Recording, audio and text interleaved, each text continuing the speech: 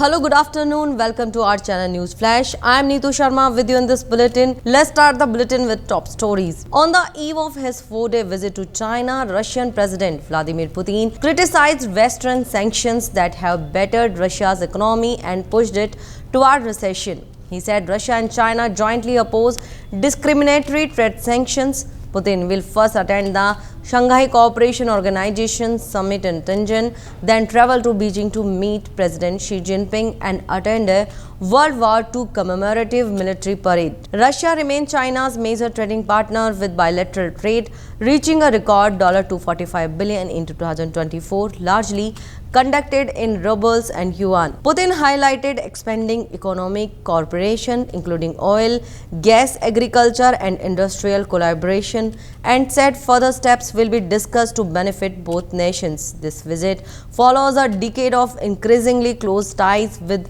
Russia and China declaring a no-limit strategic partnership in 2022. Let's come to the next news. During his visit to Tokyo, Prime Minister Narendra Modi met with the governor of 16 Japanese prefectures, highlighting India's commitment to stronger ties through regional and state-level collaborations. The discussion focused on the State Prefecture Partnership Initiative, promoting cooperation in technology, innovation, investment, skills, startups and SMEs. Modi stressed creating direct linkage between Indian state and Japanese regions for shared growth.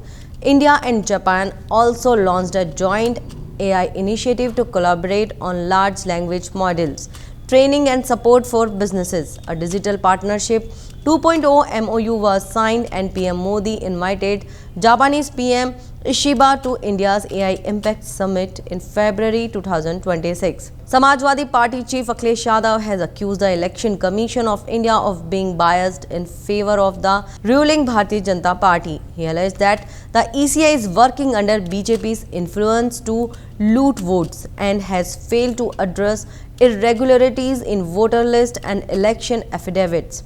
Yadav criticized the ECI for not taking action on over 18,000 affidavits submitted by his party regarding alleged anomalies in the 2022 Uttar Pradesh Assembly elections. He also claimed that the ECI is shielding BJP's electoral misconduct by giving district officials a free rein. Rajasthan Chief Minister Bhajanlal Sharma met with Brazilian Ambassador to India, Kenneth Felix, in Jaipur to discuss enhancing bilateral cooperation and investment opportunities.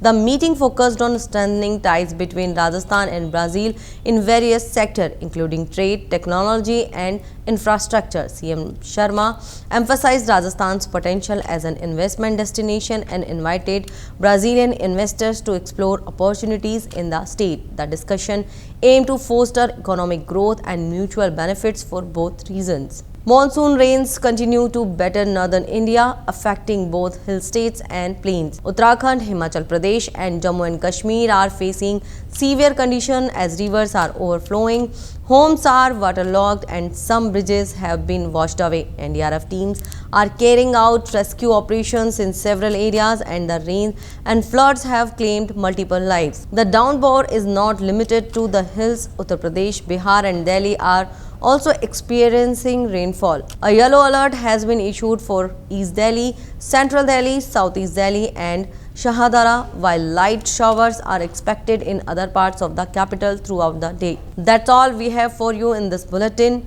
Be with us. Namaskar.